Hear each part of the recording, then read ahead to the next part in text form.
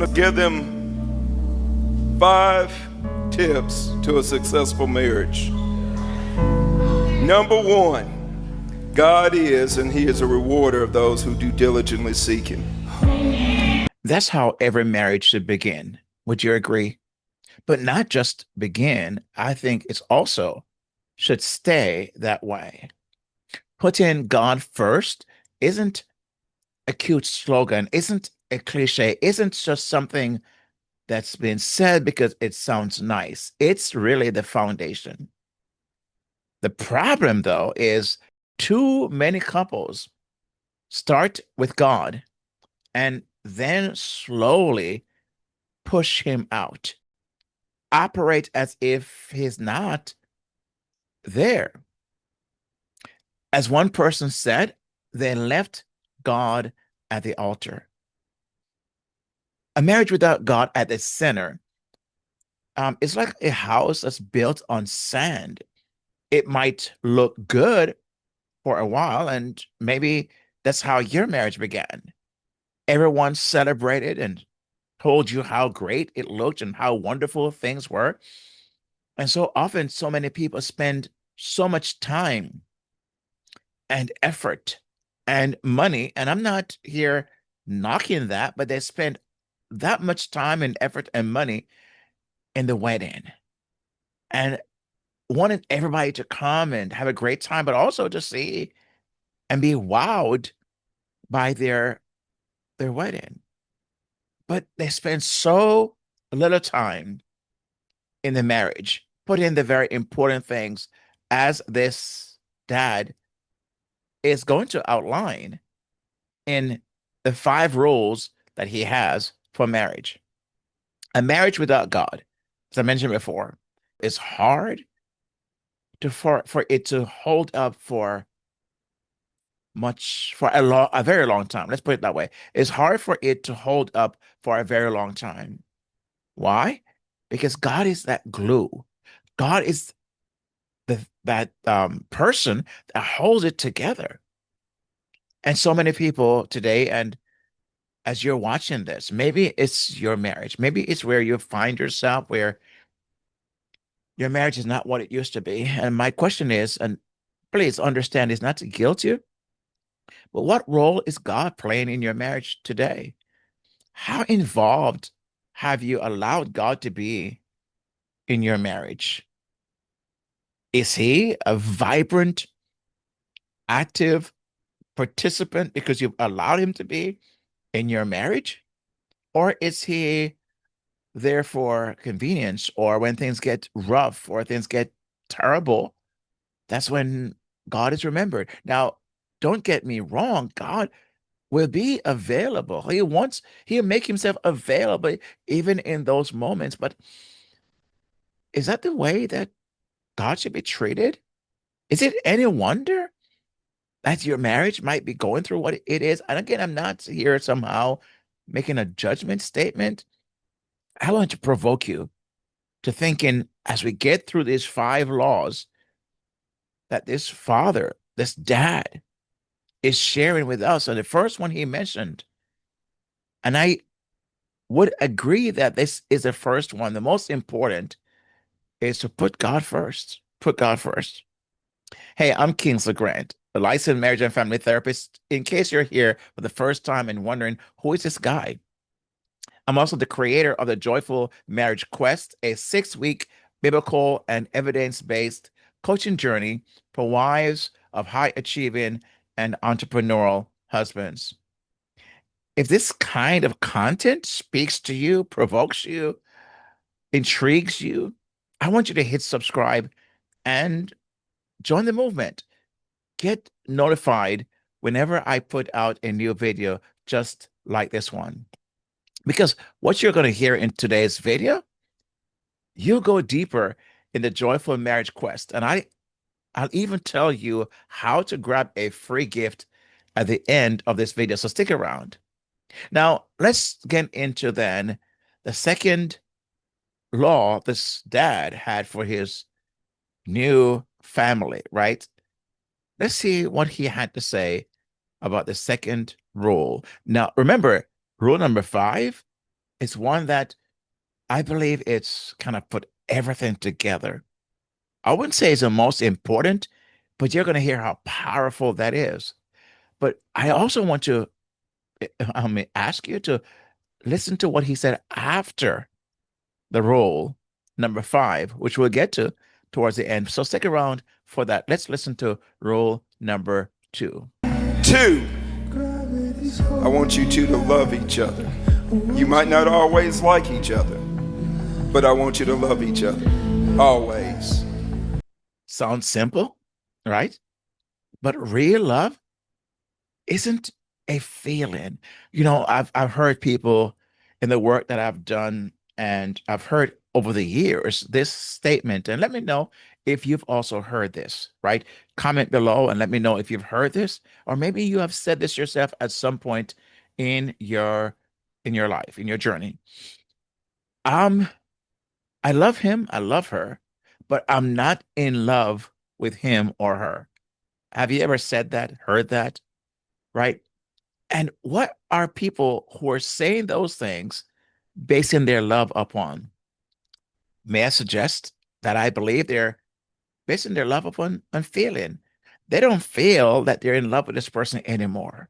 One day they woke up, even though I know it's not overnight, but they'll wake up and just not feeling it, no longer feels it. And they're saying, I love him, I love her, but I'm not in love with him or her anymore. When I hear that, my antenna goes up. I'm thinking, well, why not? What's happening here? Now, of course, this video is not about that, but I'm wondering if when you hear that, what goes through your mind? What goes through your mind? Again, let me know in a comment below. If you only love when it feels good, that's not love. That's not really love, right? It's infatuation. It's infatuation. And the reason why I say that because it's something that you're based upon a very transient thing, which is your emotions, right? Your emotions come and they go. They one day they're up, one day they're down. Imagine if love is that, that means you're going to be in love one day, not in love the next day. Is that what love is? So if you're the wife, as you know, dear wife, you're watching this, just because your husband doesn't express love like you do, or is often busy working, doesn't mean he doesn't love you. I cannot tell you how many wives have said they're questioning. And let me just say this. Maybe I get it. I understand why they're questioning if their husbands still love them because they're basically feeling this sense of distancing in the relationship. And I understand that. I get that. So I can see how the question comes up, but not because he is that way and somehow haven't communicated to you the way you would like him to. Doesn't mean he doesn't love you. Can I just say this? Could it be that it's his love for you that drives him to get up early, stay up late, and carry the weight of your family's financial future? Could that be his way of communicating love? He's trying to give you freedom and security. That's love in action. And many times, that's how many men communicate love. Am I saying it's right? No, I'm not necessarily saying it's right, or am I saying it's wrong? It's just what it is. I'm simply saying, don't read into that too much. There have to be other things, other reasons, not because he is so busy with that. And I'm just speaking from a place of also personal reflection in my own life. There are times in my own relationship, in my marriage, I've been married as of this recording 40 years since 1985. And I can tell you, at times I get so busy and my head is down and I'm jumping away and trying to get things done because I want my wife and my children to have the best of whatever it is that they have. I mean, that's my heart desire. But sometimes that gets in the way. My push, my passion for that sometimes interfere with me communicating in a different way to my wife. And she may ask me that question sometimes to check in with me, but I have to reassure her and in many ways communicate to her, no, this is what I want for us. This is what I want for us. Could it be that's what your husband is doing right now? But that's really a very important law, would you say, that this father is passing on to his new family, right? Now, here's then what is rule number three. Let's listen to rule number three, a very important one as well. Let's listen in. 3, intimacy. There's going to come a time when you want your own space, but don't ever want to be separated.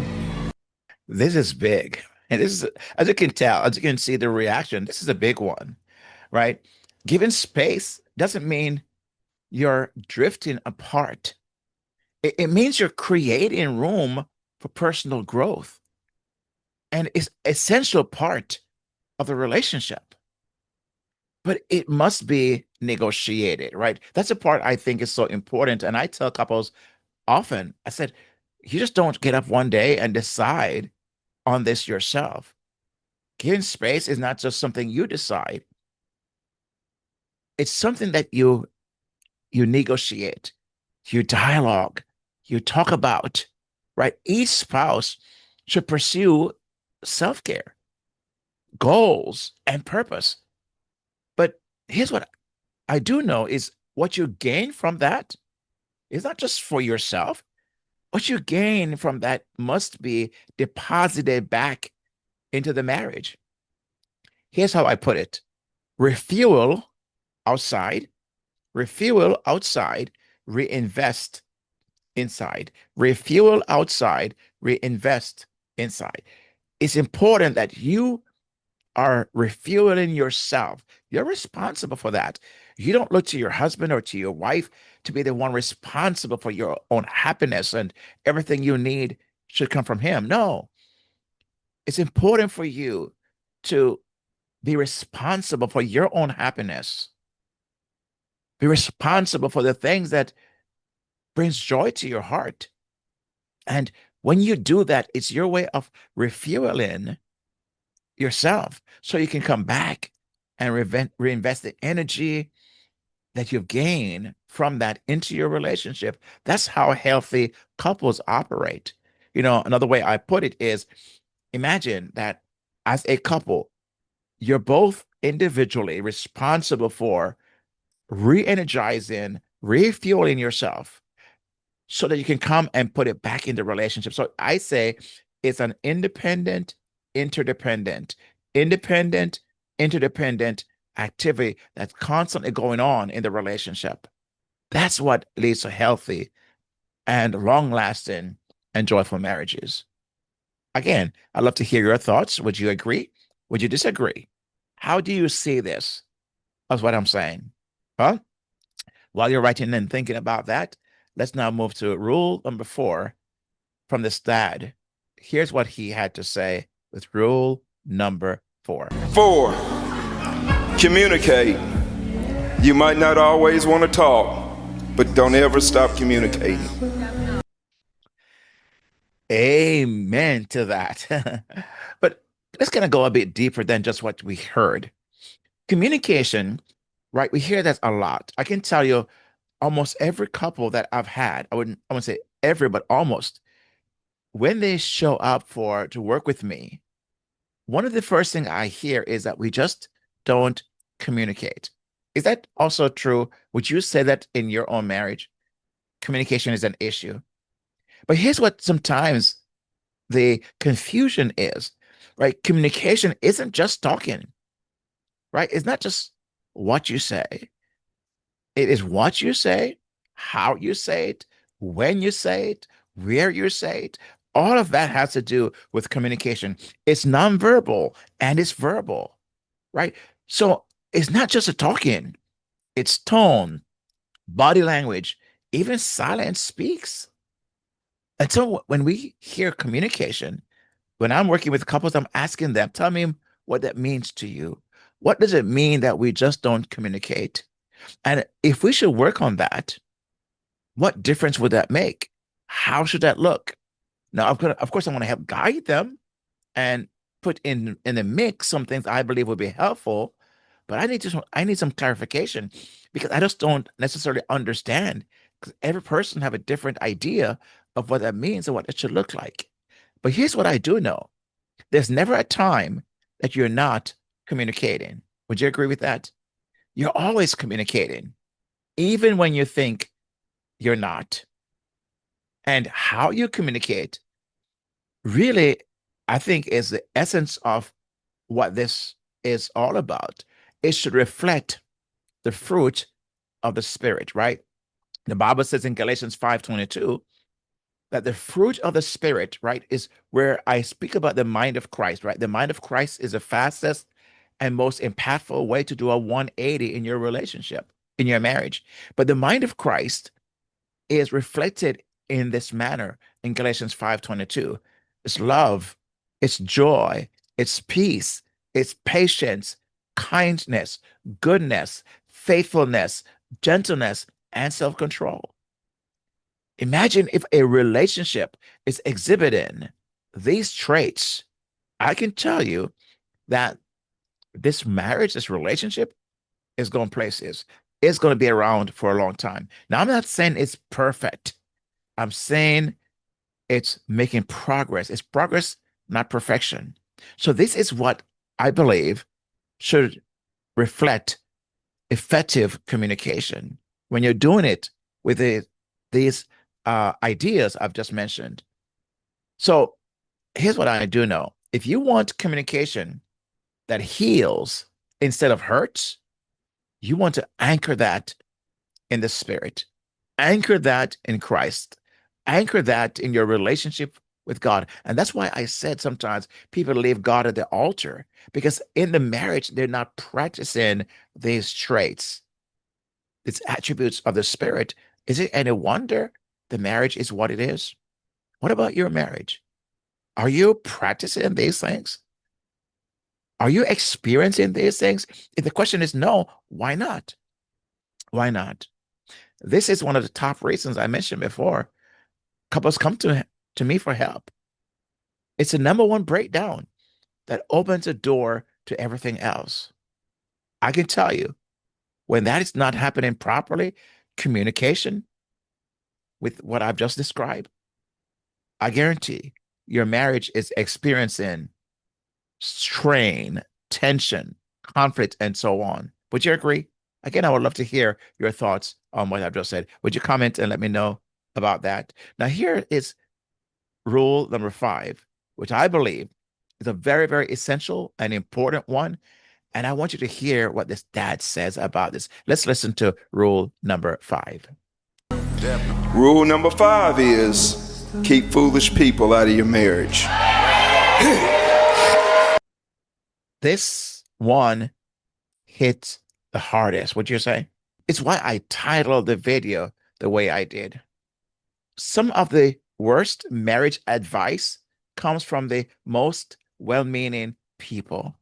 It's amazing how so many people have advice and sometimes these people are ones you ought not to listen to for a number of reasons. So let's be real. Many spouses run to family members, friends, or social media with their problems, right? Nowadays, it's run to AI, Chat GPT, for their problems. Now, I'm not saying those things can't be helpful, but if that's all there is, and that's where you're going to run, you're in trouble. You're in trouble. And a lot of the folks that these people run to have no business speaking into your relationship. Would you agree? They have no business at all speaking into your marriage, especially if their own life is a mess. How are they going to help you? You know, Jesus says it's a blind leading the blind. And he says, if that's the case, they're both going to fall into a pit.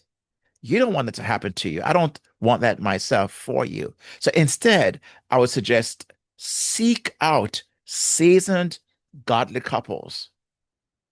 Yeah, as mentors, seek them out to hear how they've done it. What are they doing that's allowed them to last so long? Don't overlook. those individuals. Seek out licensed biblical counselors, professional counselors, therapists who can who don't have a bone in the fight, right? They're not taking sides. Let them speak into your life or seek out spirit-led mentors and pastors. Again, seek out people who have your best interest, your marriage best interest at heart, not people who are going to tell you, hey, if you don't like it, just get out. And take sides. You don't want those people. Outsiders who honor God and your marriage are the ones you want to seek out, not those who fuel division. I can't tell you how many times people like that have tried to for in their own ulterior motive and have an agenda. And sometimes they're actually working against your marriage. So be careful. Be careful. Now I want to kind of wrap up with what this father had to say, because I think this is where you see his emotions, his heart. This is where this dad, after sharing his 5 laws, is now beginning to you can hear how his passion, his heart for this new married couple, his family, new family. You can hear his heart. Let's see how this dad kind of wrap up these 5 laws that he just gave to his loved ones. Let's listen to how he wraps it up. We are praying for your joy, your peace, your prosperity. We're not going to make you any wishes, because wishes don't have plans. But I'm going to speak life into their situation. And I'm not toasting for today. I'm toasting to a marriage well lived. Yeah. Cheers. What do you think about that? I love the part where he said, I'm not going to make a wish, because wish is not a strategy, right? And he talks about how he said, I'll be praying for you. I'm speaking life into your marriage. That's the kind of people you want around your marriage, who will speak life and not death, who will cheer you on, who want you to succeed no matter what happens. That's the way you want to surround your marriage. And I can tell you, if that's not happening right now, you might want to take a step back and find a way to insert these things into your marriage. Maybe start with like I mentioned, so those people, a mentor, a counselor, a coach, someone that you trust and have a track record. Check them out. Get the help from them. So if this is what you've heard resonated with you and you're ready to build a joyful, Christ-centered marriage with better connection, deeper intimacy, and practical tools, I want you to join the wait list for the Joyful Marriage Quest coaching journey. And if you're interested in that, go to buildyourhappiermarriage.com/waitlist. Buildyourhappiermarriage.com/waitlist. Just do that. And you will also, by just doing that and getting on the wait list, I'll send you a free bonus gift just for signing up and adding your name to the list. And now don't forget to like, comment, and subscribe to this channel, especially if rule number 5 hits you too. Now I want to leave you with a question. Which of the 5 rules do you think is most overlooked in marriages today, and why? Which of the 5 rules do you think is most overlooked in marriages today, and why? Let's talk about it below. Okay, let's have this conversation. Now, my friend, may God bless you and keep you, and make his face shine upon you and your marriage. May your marriage succeed and exceed all expectations, or even beyond that, because God is put in the center of your marriage. My prayer is that you and your spouse, your husband, would have an incredible marriage as a testimony of what God can do when he is put as a center of your marriage. God bless you, and I'll see you on the next video. Peace out. God bless.